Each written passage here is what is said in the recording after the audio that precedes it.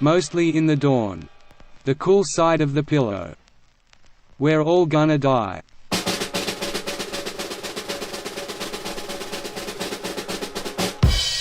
The dean of fuck all, in the middle of Times Square, lives on sushi scraps.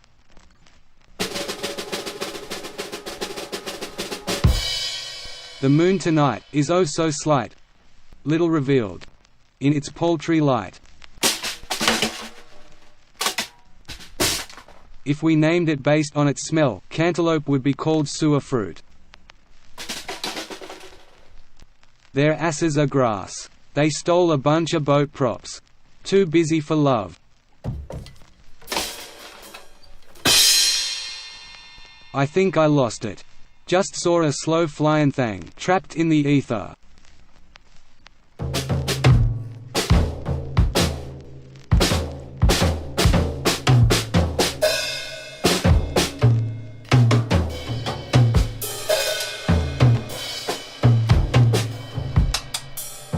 My wife is away.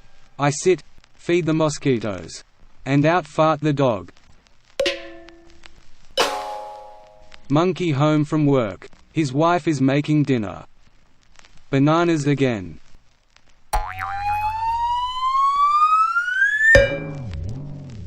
A house is a thing that is clean for 1 hour on Sunday morning.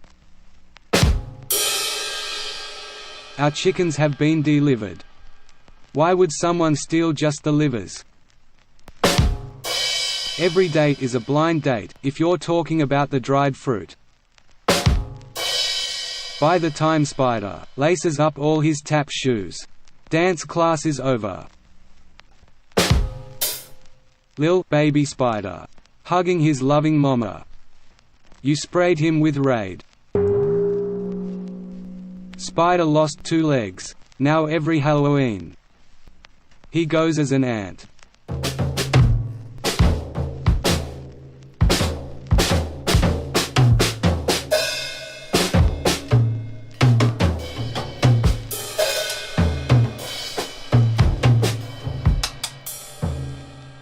Splinters everywhere. Industrial fishwater. You can smell burnt fur. I look at you, like my car seat's 72. A damn good haiku.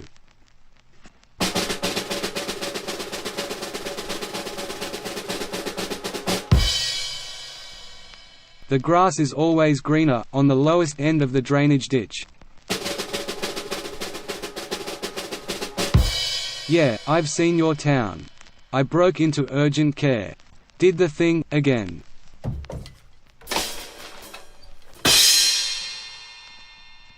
I'll never forget the morning I walked in on my folks having checks.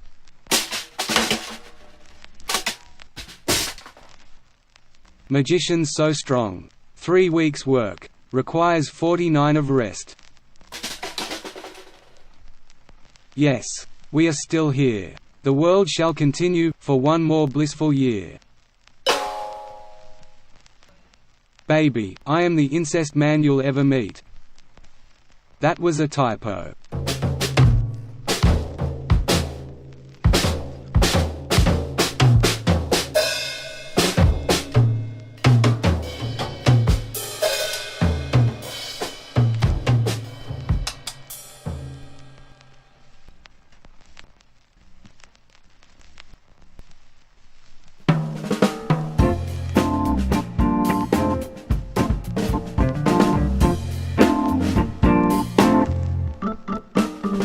I dreamt I was in my grandma's bedroom, but the floor was painted pearly white and her bed was made of paper.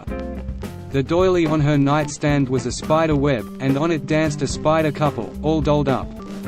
I asked the husband why he wore a silver vest, and he said, "Why? Because it matches my tie."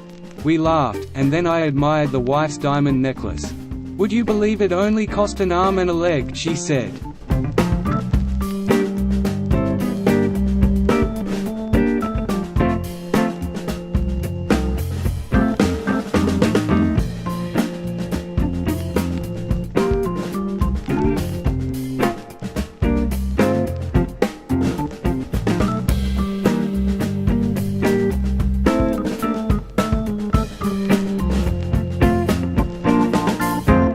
Clouds crept over the moonlight, delivering a rain that sounded like TV static turned down low. A girl ducked next to a kebab shop and watched as dandelions appeared like popcorn in the cracks of the sidewalk. The warm pavement vaporized some of the moisture, while earthworms wriggled toward new lands under the protection of what remained. The shower lasted only a few minutes. Long enough to change the world.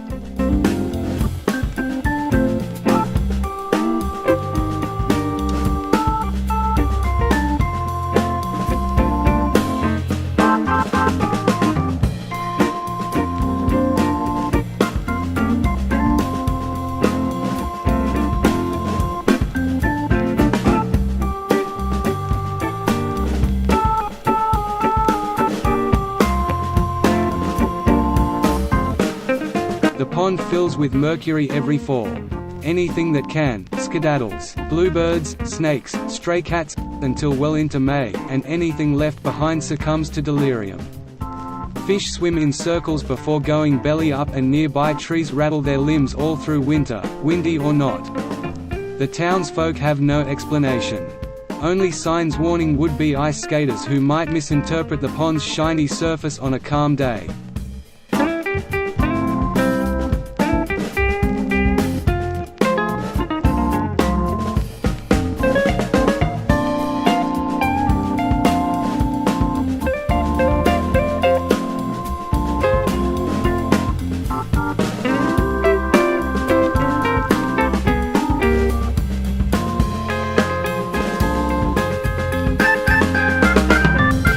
I'm old enough now I can feel my personality setting. I don't want to be one of those people, the ones who are just Jeff, or Jack, or Ed. Algorithms returning the same results over and over. De Kooning laid newspaper over his paintings to keep them wet. Changeable. You can see the newsprint in some of the paint to this day. I'm not ready to hang. Sand me down if you have to. Start all over.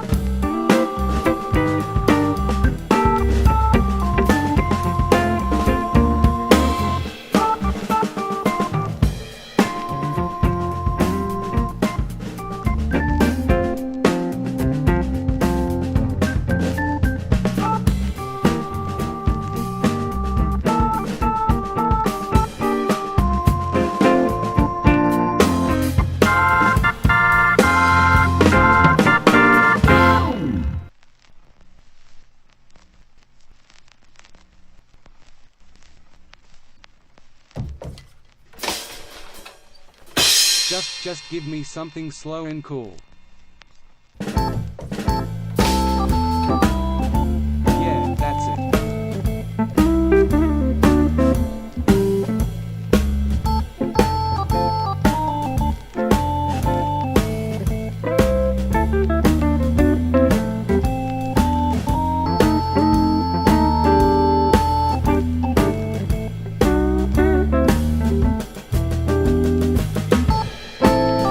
Wildflower Village. Behold the wildflower village, where the villagers idly feed fowl, and few vow to drill tillage, for it awakens the wildly evil growl. I will deal with the wolf giver, down by the flowered vigil wall, offer a large wildfowl liver, to thwart the livid werewolf's gore. And I'll wave to the wee elf gorilla, and his droll wife who angrily live in a well-grown field of vanilla, where they hold woeful gillies captive. As I view the dwelling on the foggy rill, where vengeful widows illegally go, I vow to you my glazed rifle will fire, before the devil's rage will flow. I'll go where fluvial ragweed breeds, an illness known as gallyward fever, where the vile falling owl feeds on the frilly wild wailing beaver. There by the ravelled fig willow, argyle winds waft over the hill. If I'm wilted on a gravel pillow, the devil's walling in the forest still.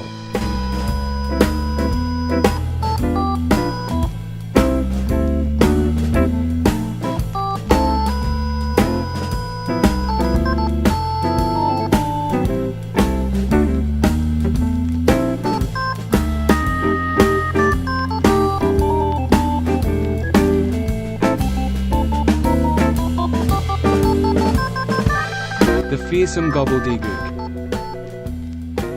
Beware the fearsome gobbledygook. Who gutted the ogre's ablest yak? Feeding down by the gladsome brook, and ambled from the maggoty rack. It'll come for the weak-boned boggy eels, who ferment in the gooey black bog. Broad-bodied men'll let out soggy squeals, as it rudely slurps their visceral grog. If hooky-mongering hobbledehoys perform tomfoolery where it prowls, mashed-up gobbets resembling boys will crowd Brogding Nagyan jowls, dallying near the Dybbuk's slope, beneath the gloomy bowery tree, will get you gagged by a beslobbered rogue, for a gobbledygook may brew in thee.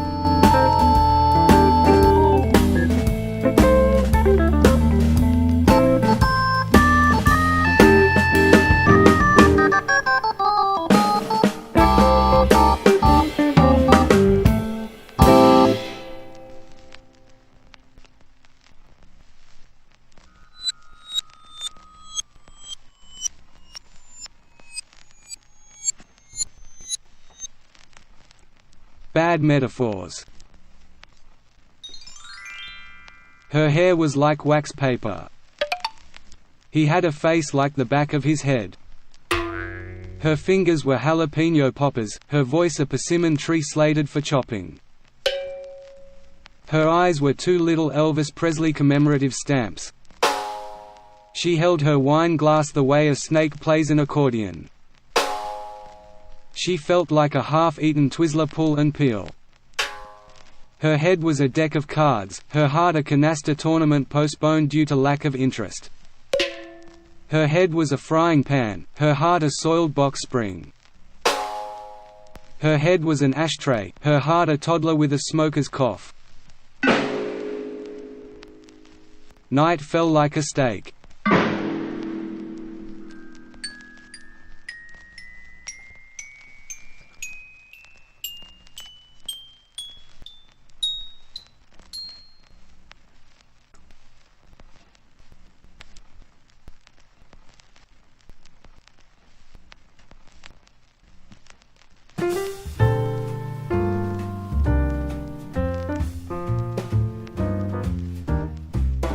The Ute Trail. Lay in the soft grass along the Ute Trail, up where the trees don't grow. Forever it'll call you like a distant bell, wherever you may go.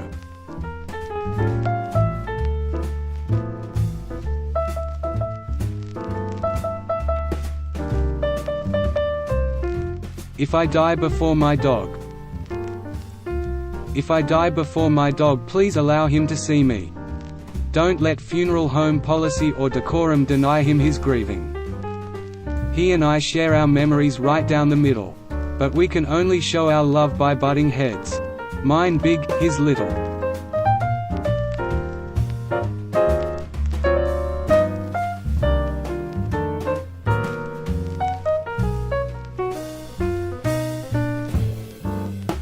Halloween hangover.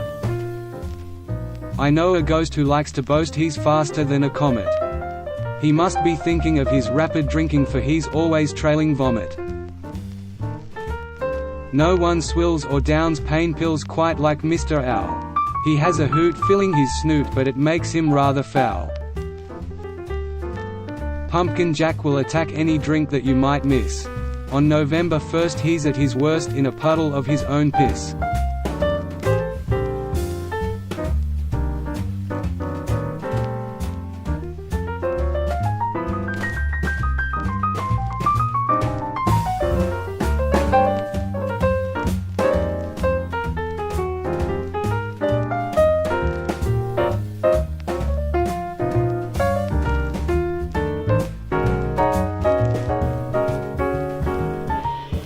p.m. December. 2 p.m. December. The day already feels over. Shadows are lying, and I am inclined to go nowhere.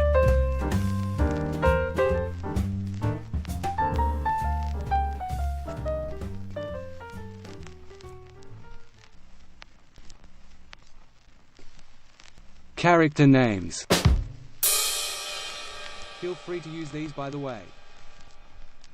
Nathaniel Picklebert, Lynn Troller, Slingshot Manischewitz, Shirley B. O'Hurton, Billy Joe Clawgut, Dr. Von Seven, Herkimer Hildegrease, Wanda Talk, Philip Dem Bags, Macon Hooch, Leif and Ima Snatcham, Parker Anywhere, Harriet Hasbin, Wesley Washed Up, Dick Fallick, Catapult Slim, Tightrope Mendoza, Swingset Gillespie, Frankincense Pinchbottom, Floppy Franz, Edna Mae Frumplatter, Mayor Plankton, Angelina Scorchmeyer, Barnabas Hurryweather, Stanley Toadbucket, Jimmy Ray Speepleknocker, Totia Flatburger, Ronald G. Pelvis Putty, Infectious Jones, Victoria Screambeaver, Gilgamesh Stompblatter, Archibald Dogslobber, Bigley O'Gilly, Dunkle Dougal, Joey Fuck Mouth,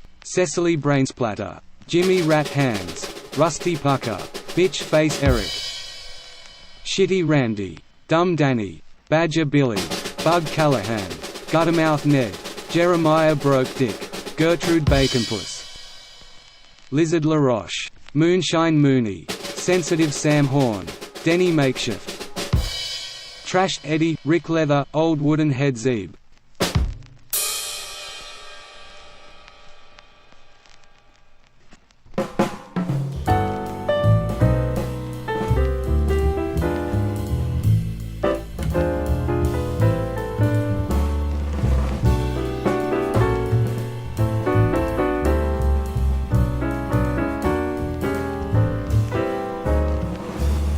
As I went out one morning to walk along familiar shore, low tide had revealed a cave I had never seen before.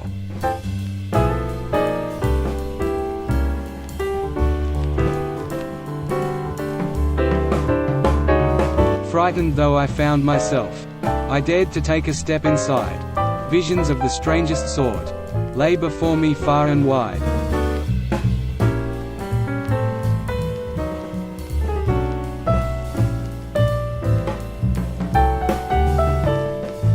I climbed columns made of glitter, swam in pools of liquid gold, trampled bizarre foliage, unimaginably old.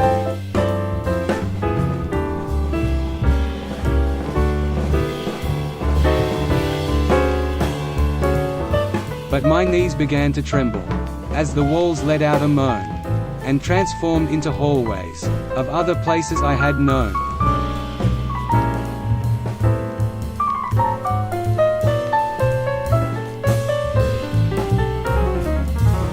Panic rose from deep within, and I started to careen endlessly through corridors, twisted and labyrinthine.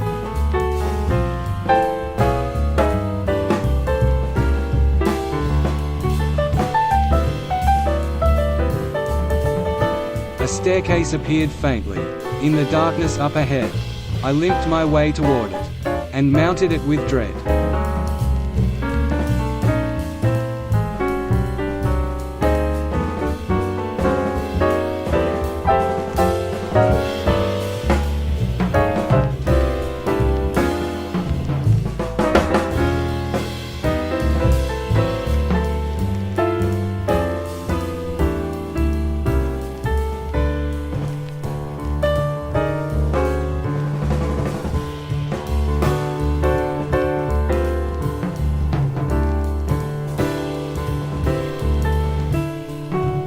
I rose out from the deep, dark hole.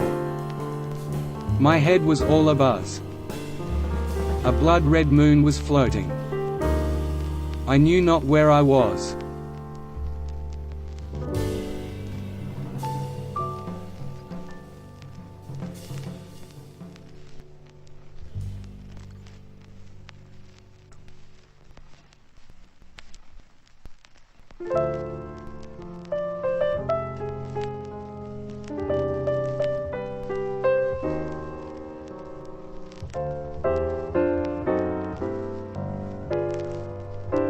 You're not gonna believe this, but I grew up in a shape-shifting house. One of immense proportions. You ever get lost in your own house?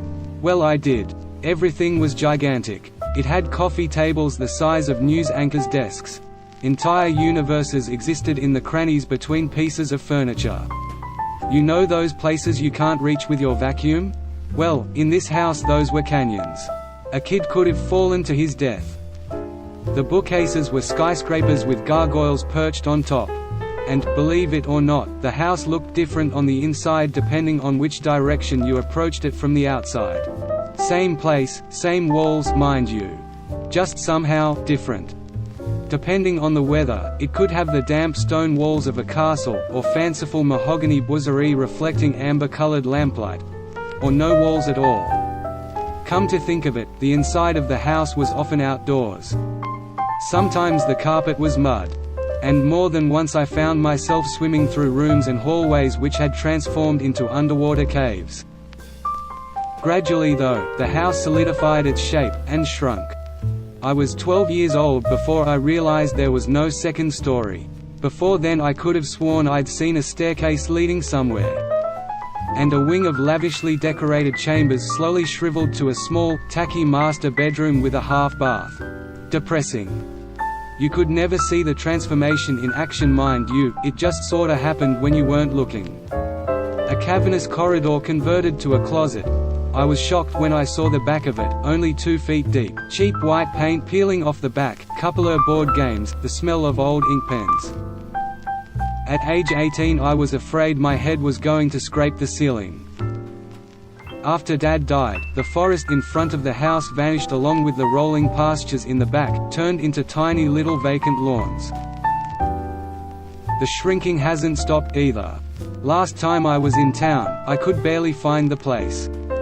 The grand boulevard I grew up on, rode my bike on, played football on, trick-or-treated on, appeared as a worn strip of asphalt covered in grease puddles and tar-filled cracks and lined with nearly identical ranch-style houses all way past their prime. For the life of me, I couldn't tell which one had been mine. Yeah, that house sure has changed. But every once in a while I dream about it. The way it used to be.